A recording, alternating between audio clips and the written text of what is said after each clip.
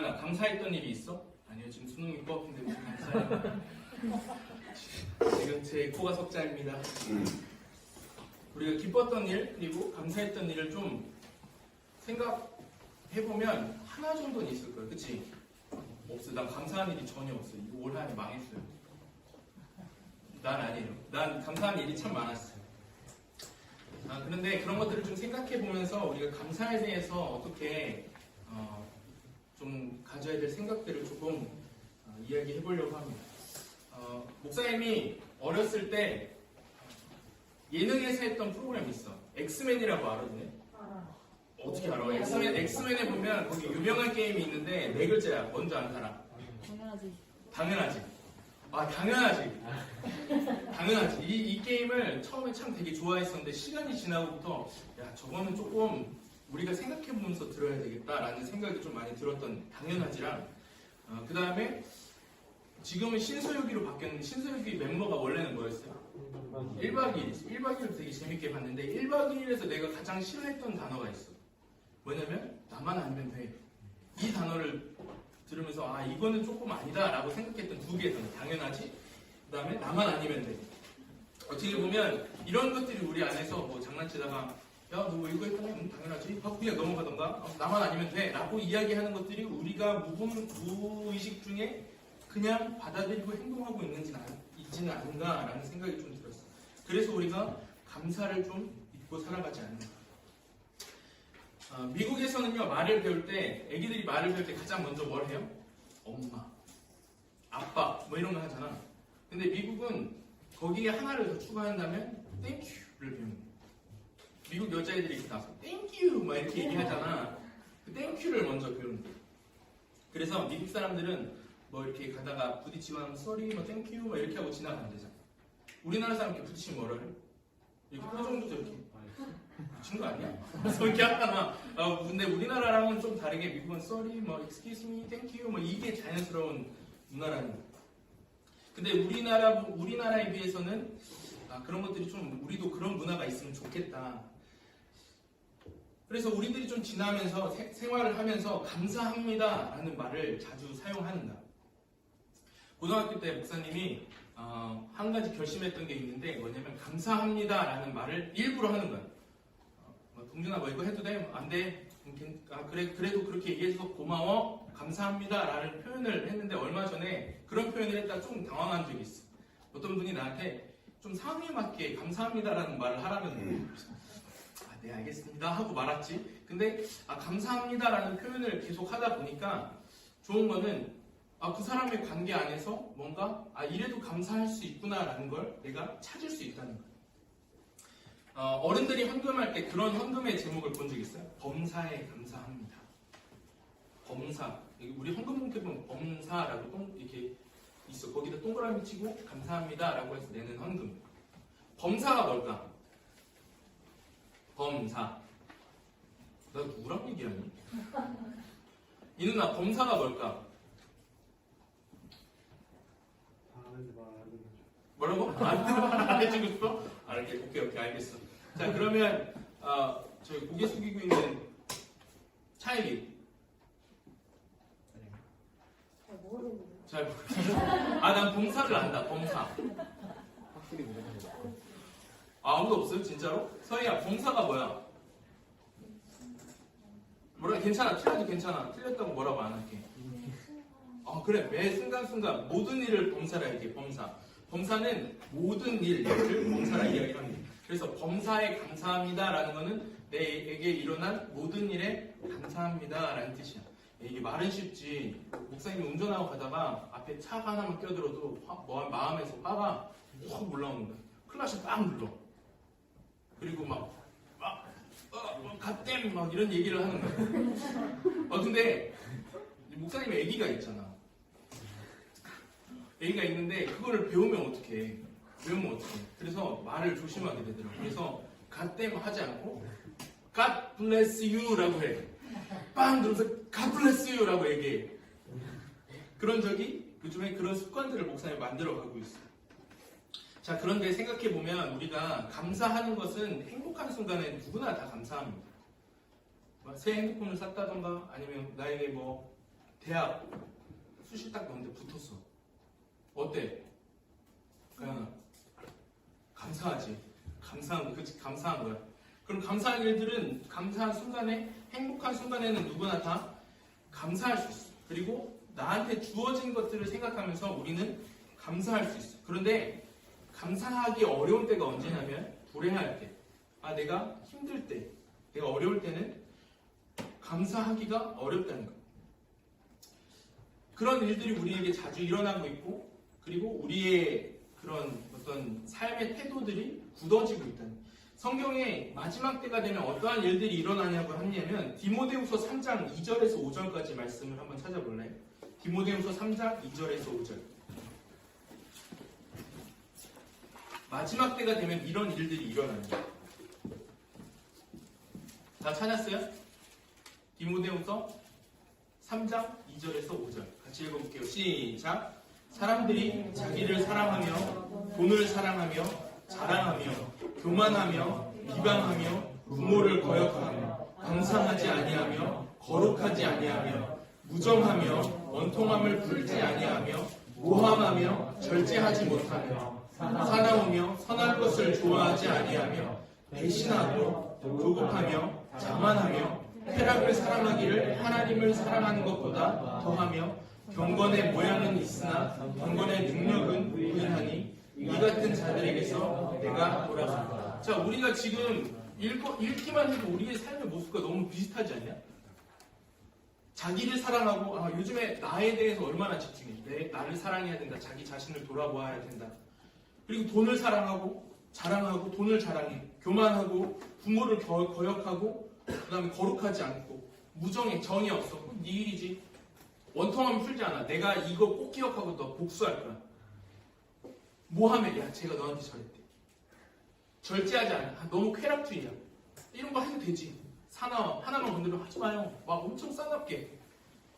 그리고 선한 것을 좋아하지 않고 배신하고 조급하고 자만하고 감사하지 않아.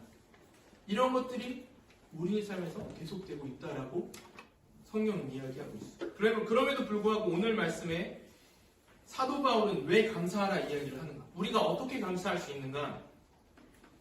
우리에게 이렇게 권면을 하는 그 상황을 우리가 좀 돌아보면 사도 바울이 데살로니가 교회에 이 편지를 쓸 때, 데살로니가 서라는 건 편지라는 뜻이에요. 이 편지를 쓸 때 데살로니가 교회는 어떤 상황이었는지 좀 이야기를 해보려고요. 데살로니가 교회는요, 사도 바울이 개척한 교회 중에 하나예요. 교인들 중에 많은 수가 예수님을 믿는다는 이유만으로 핍박을 받았어요. 그래서 어려운 상황 가운데, 그리고 외부적인 요인, 그러니까 너 예수쟁이냐? 너도 예수 믿어? 예수 믿는 거 내가 핍박하는 거야. 나라에서 핍박하고 사람들이 고발해서 잡혀가고, 그런 상황에서 교회가 믿음을 지켜가는 상황이었어요. 로마라는 나라는 여기 나라가 황제를 숭배하지 않고 예수를 따른다라는 이유만으로 사람들을 잡아 가두고 혹은 죽이고 했던, 그리고 하나님을 같이 따르는 유대인들, 그러니까 이스라엘 사람들은 니네는 이방인들이잖아, 외국인들이잖아, 우리 선한 민족, 이스라엘 민족 혈통이 아니잖아, 그러니까 니네는 아웃사이더잖아 라고 무시했던 상황입니다. 그런 상황 가운데 사도 바울이 그런 상황 가운데 있는 데살로니가 교회에게 눈물로 쓴 기도의 편지가 데살로니가 전서예요. 자, 이런 상황 가운데에서 사도 바울은 오늘 뭐라 이야기를 해요? 범사에 감사하라. 범사에 감사하라라고 이야기해요. 이것은 하나님께서 우리에게 향하신 뜻이다 이야기를 하는 거죠. 자, 범사라는 말은 모든 일이었잖아요. 그러면 범사에 감사하라. 그러면 너희가 속한 모든 상황, 모든 일 가운데 감사하라. 감사해도 돼가 아니라 뭐라고? 감사해! 라고 얘기를 하는 거예요. 그게 뭐라고? 누구의 뜻이라고? 내 뜻? 아니, 하나님의 뜻이다. 자, 왜 이런 이야기를 할 수 있을까요? 사도 바울이 너무한 거 아니에요? 자기는 그런 상황이 아니니까 말은 쉽게 하지. 밖에만 나가도 예수쟁이냐고 그리고 군인들이 잡으러 다니고 물건 하나 살 때도 요즘에는 그냥 이렇게 하면 되는데 물건 하나 그때 살 때도 법이 있어갖고 뭐 이런 호구조사나 뭐 이런 걸 하게 되면 꼭 걸리게 되고 어떻게 감사를 하는 상황입니까? 근데 오늘 사도 바울이 이야기하는 거는 그 앞에 어떤 단어가 있어요? 범사에 감사하라. 이는 하나님의 뜻이니 앞에 그리스도 예수 안에서 라는 단어가 있어요. 상황 그 자체가 우리가 감사할 수 있는 게 아니라 예수님으로 인해서 감사하라는 거예요. 하나님께서 우리에게 예수님을 보내주시면서 우리를 구원하신 것을 기억하고 우리를 사랑하신 것을 의지해서 감사하라는 거예요. 자, 다시 좀 우리에게 적용해서 이야기를 하면 오늘 우리가 살아가고 있는 이 현실 가운데 감사하라라고 하는 것은 우리가 속해 있는 상황들, 우리가 바라보고 있는 상황들, 우리가 직면하고 있는 문제들, 그리고 우리가 직면하고 있는 그 어떤 기쁜 일로 인해서 감사하라는 것이 아니라 어떠한 상황에서도 나를 인도하시는 분, 그분이 하나님이신다는 것을, 어떠한 상황에도 하나님이 여전히 나를 신실하게 인도하고 계시다는 것을 우리가 믿고, 그리고 어떠한 상황에서도 하나님이 나를 향한 여전한 뜻과 계획이 있다는 것을 바라보고 그것으로 인해서 감사하라라고 이야기를 하는 거죠. 우리가 범사에 기쁜 일이 있을 때나 혹은 슬픈 일이 있을 때 절망적인 상황에서도 우리가 감사해야 되는 이유가 여기 있는 거예요. 우리가 하는 감사의 고백, 그 중심에 내가 있는 것이 아니라 그 안에 누가 있어야 된다고요? 예수 그리스도. 우리가 예수 그리스도 안에 있음을 감사할 수 있어야 되는 거예요. 그 의미가 뭐냐면 전능하신 하나님이 나의 아버지시고 그 하나님이 나를 오늘도 이 순간에도 여전히 사랑하시고 그리고 그 하나님이 나를 향한 여전한 그 계획이 있다는 것, 그리고 그분이 신실하다는 것을 우리가 믿고 감사함으로 나아가는 것, 하나님이 우리를 인도하고 계시다는 것, 그것이 우리의 감사의 이유이자 우리 감사의 결론이 되어야 한다. 그래서 시편 기자는 이렇게 이야기를 합니다. 시편 136편을 보면 감사하라라는 말이 엄청 많이 나와요. 근데 거기에 1절에 이렇게 되어 있습니다. 여호와께 감사하라. 그는 선하시고 그의 인자하심이 영원하며. 그분이 우리의 하나님이 되심으로 인해서 감사할 수 있어야 한다는 거죠. 그래서 예수님 안에서 우리를 향하신 하나님의 뜻이 감사라는 거예요. 자, 그런데 생각해보면 우리가 감사할 수 없는 상황에 놓일 때 감사합니다 라고 결단할 수 있는 것은 우리들에게 아주 중요한 교훈인 것 같아요. 자, 다시 우리는 감사할 수 없는 상황에서 감사할 수 있어야 합니다. 그렇죠? 예수를 믿는 사람으로서 감사를 고백하는 거예요. 자, 그래서 감사라는 거는 어떻게 보면 순종일 수 있어요.